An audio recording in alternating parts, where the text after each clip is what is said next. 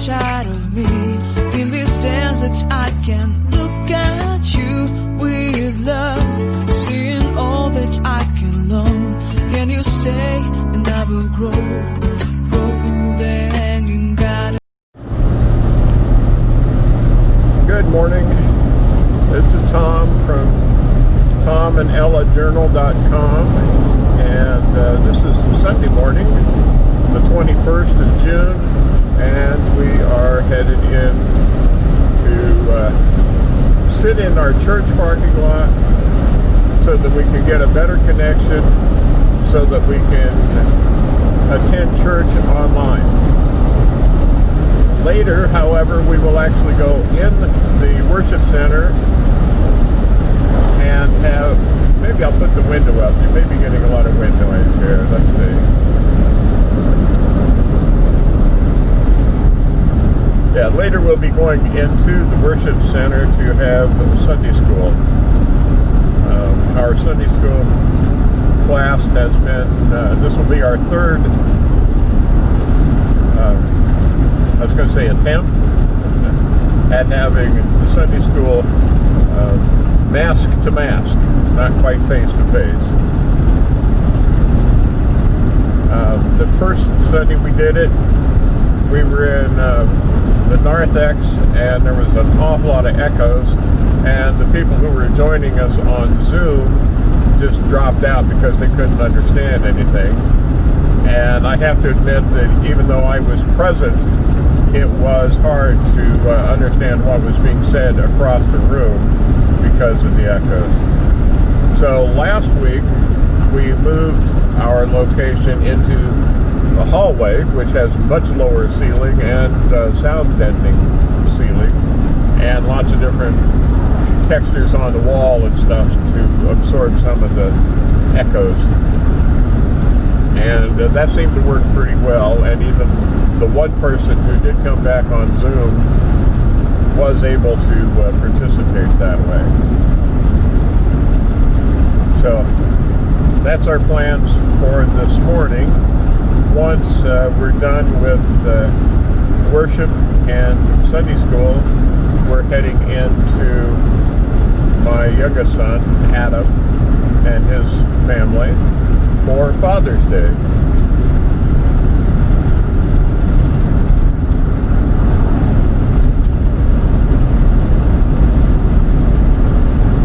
Sorry, I'm kind of watching the road too, you know. There's somebody on a bicycle, and you can see that this is a very, not very wide, two-lane road, and there's not a lot of places to get off.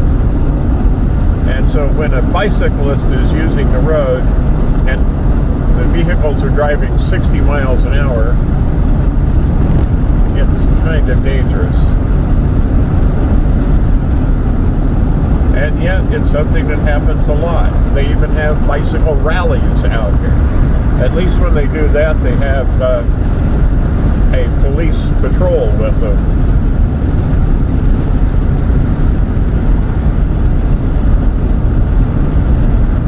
Anyway, we're nearly there. We're coming into town.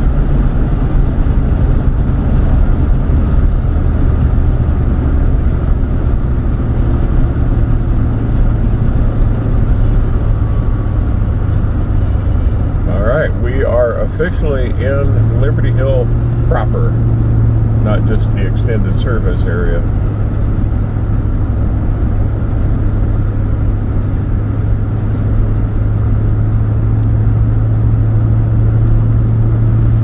Actually, I believe where our campground is, maybe even beyond the extended service area.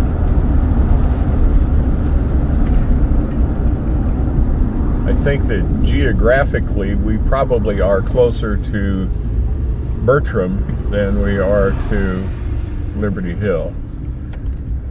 It just takes longer to get to Bertram from our place because of the way the roads wind around.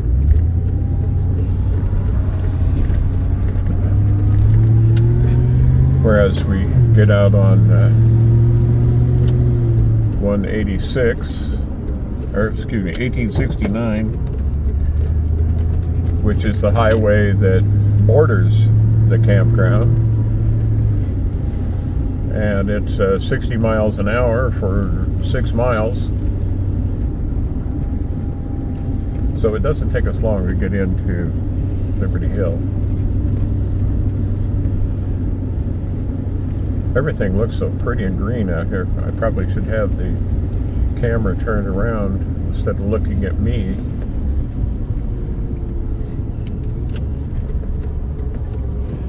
Looks like there's a goodly number of people here.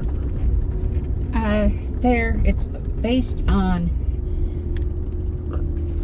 hymns and the history of them. So it probably is taking more people to preach it.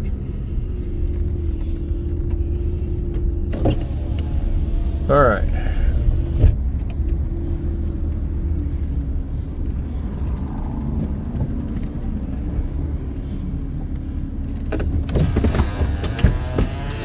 We have arrived. We're sitting underneath the awning at the worship center.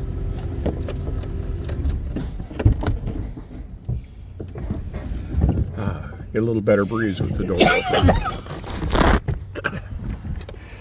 All right, I'll kind of see if I can show you around a bit. Oops. Unplug the cord. All right.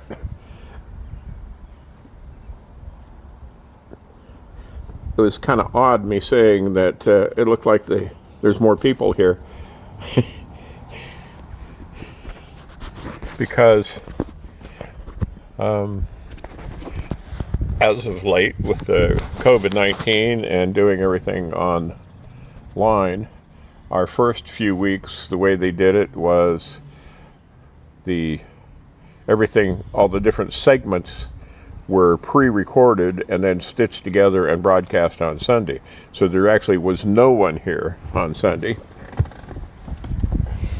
And then they started doing it so that they're live over here in the 150-year-old original church on this site.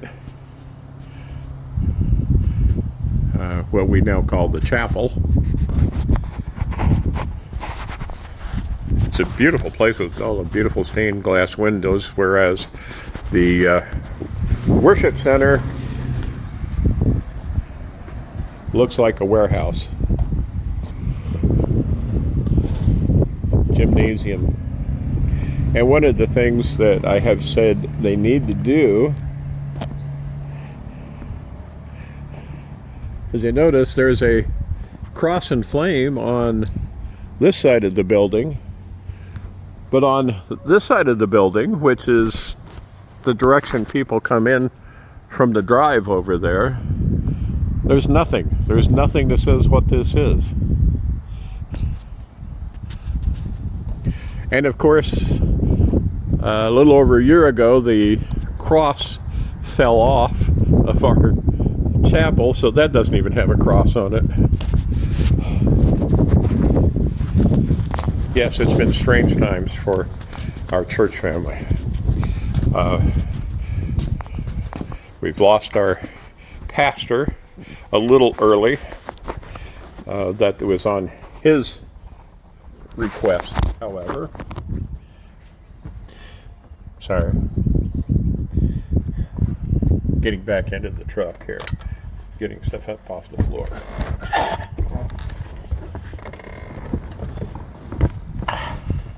His time with us was up, but he decided to take the last 3 weeks off as a vacation time, as a paid vacation. So his final 3 weeks, he wasn't here. And he was also missing from, I don't remember when, middle of November, I think, through the end of 2019, was taking a forced leave ordered by the bishop, and did some counseling. There were some problems. between him and the congregation. And we did lose a number of people who said that they would not attend this church anymore because of some remarks that he made back in September, which we weren't here for, so all I have is a hearsay. I don't know what was actually said, but what people heard was that they either accepted the new way that things were going to be done, and it was all about being inclusive of, I can't remember what all the letters stand for, gay and lesbian, etc., etc., etc., and being mindful that we needed to be sure we used the proper pronouns for them, because even though they may be biologically male, they may prefer to be referred to as her, she, that.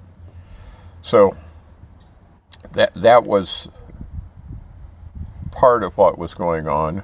But as I said, what a lot of the congregation heard was that he was telling them that they would either accept this or leave. Well, I guess Ella's going to watch some on her phone, so I'm going to turn this off. Well, we've finished up our worship in Sunday school. Sunday school was very good, I thought. We're reading and discussing Adam Hamilton's book on understanding the Bible. I think that's the name of it. It's a very well written book and very thought-provoking book, and coming up with answers that I would say almost every Christian has come up with, questions that they've had.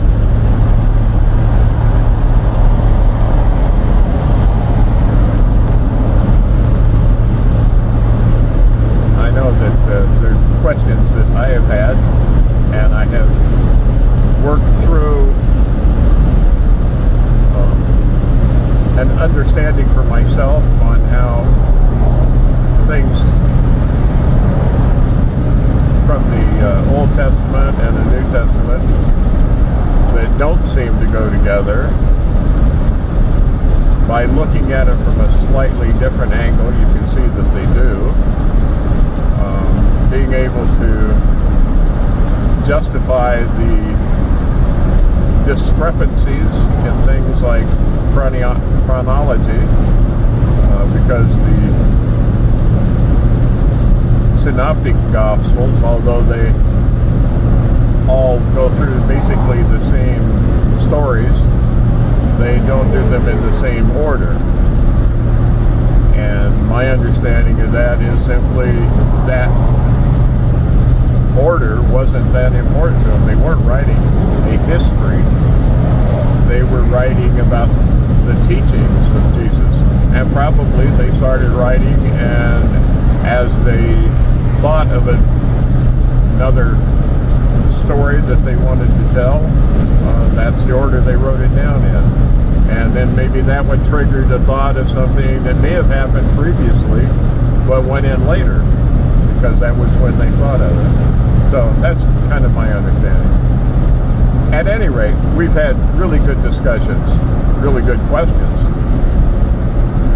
I think that we're going to really enjoy the next chapter, because we're going to start getting into the inspiration, what inspiration or God-breathed actually means. And I don't think it means what a lot of people think it means. Some people are under the opinion that God wrote the Bible, that it was his finger moving the pen or the stylus in the writing. And although I'm willing to accept